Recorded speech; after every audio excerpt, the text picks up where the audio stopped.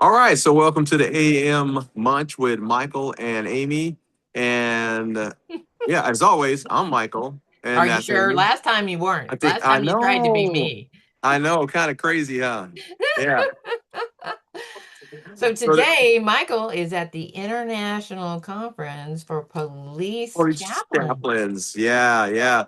And I'm actually at lunch right now, so I'm actually going to be munching while we're munching. I'm a double munch. He's a double muncher. Yeah. So our topic today is on deflection, deflecting. Deflection.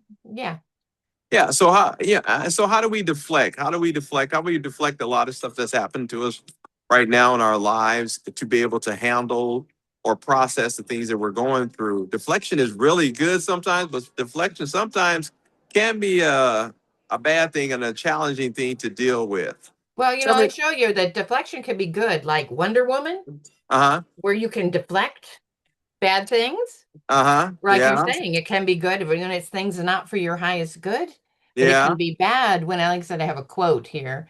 It's time to face the storms in our lives instead of trying to outrun them, unburdening ourselves and tending to the interior of us. Oh, oh, that's a good statement. Hmm. Yeah. Hmm. Yeah. And so when we're deflecting, what are we really doing when we're deflecting though? I mean, you think about that Well, as it an could off be protecting, right? as It could be, I could see deflecting as setting a boundary, uh-huh. but I can also see it as something I need to deal with that I'm not facing. Right. So even as a firefighter or first responder or veteran or officer, or even as clergy, sometimes we do deflect in order to protect Yes, good, our because own self, too right? much your other people's feelings too. In this moment, I need to be present with this person. It's like yesterday, I did a workshop on grief and forgiveness, and it was beautiful, and a lot of grief was coming out. And so a lot of times when other people's grief are coming out, then it would help me. It would cause me to have my own grief come forward.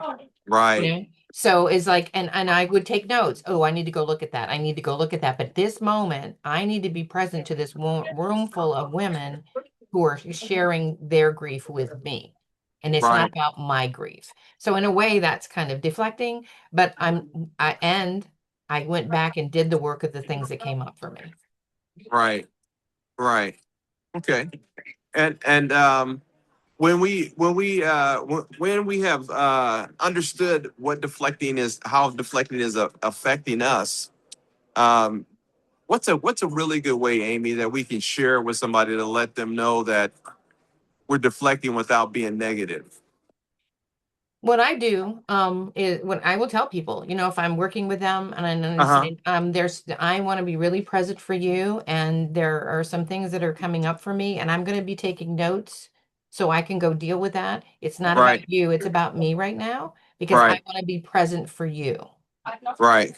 So that's what I do. So Uh huh. I don't cut the flow of communication, and I Uh huh. honor them and I honor my own process at the same time. Yeah, not cutting the flow of communication is so important. Even in this conference that I'm here at right now, communication has been the topic in every session that I've been in. And Hmm. although I'm in one class and we're doing it throughout the entire day, I mean I'm in a class from 8 to 6, every Every day. day. That's a Yeah, lot.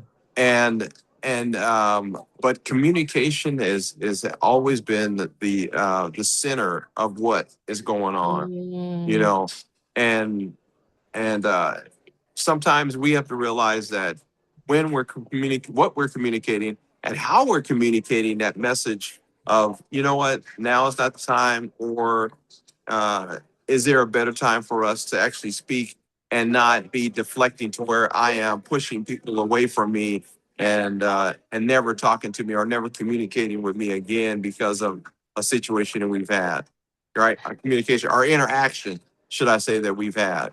Well, and I should talk about with our relationship. We've been good friends and cohorts of good work for a long time. And Uh, sometimes we have to talk about difficult things. right, And not only with ourselves, but other people that we're working with. And right, we're mirrors for each other.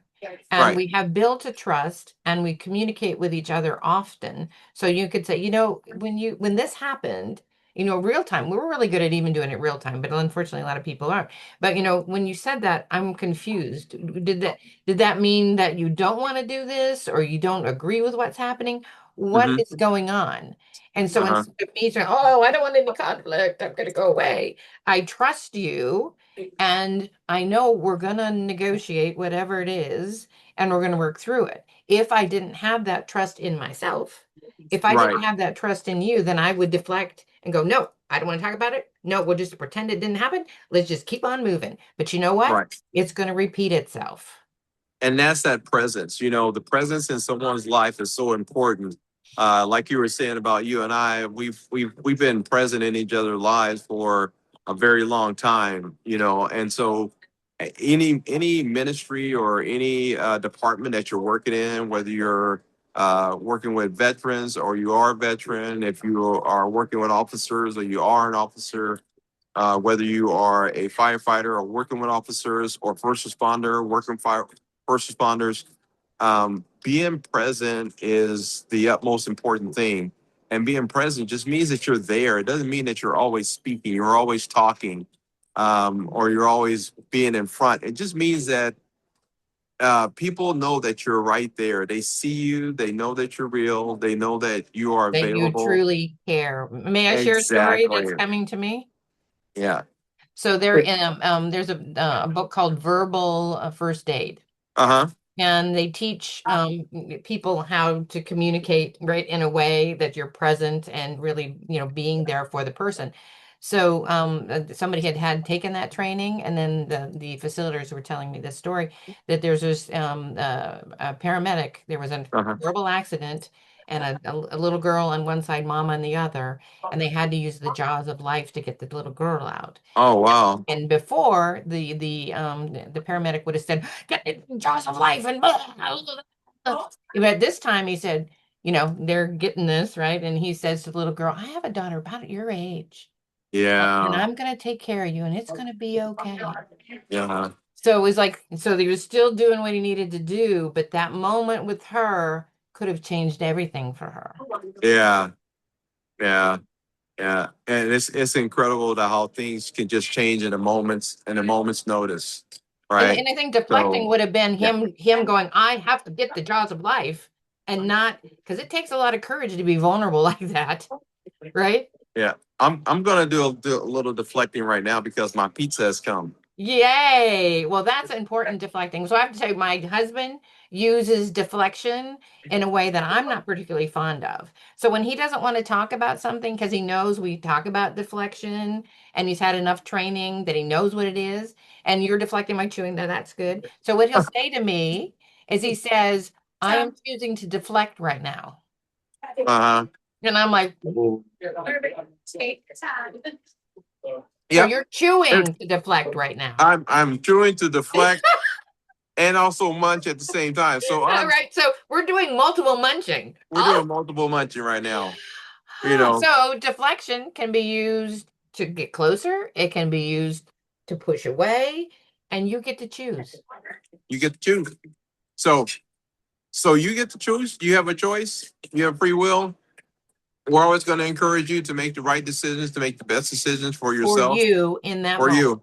Exactly. So that being said, this is the AM Munch with Michael and Amy, and today was about deflecting. I hope you got a little information, a little munch of information about deflecting, and that it helps you in your situation, or at least brings some clarity or encourages you to look into it a little bit more. Yeah. But thank you as always, and we're going to remind you to what? Keep on Bond smiling, smiling, even in the midst of everything you're going through. We want you to keep on especially in smiling, the midst of it. That's when you need to especially in the midst. smile. Yes, even when you feel like deflecting. All right. So take care. Have a good day. And we'll see you real soon.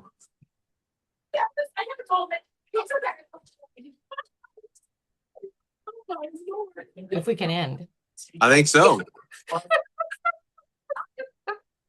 Hmm. Did we unmunch?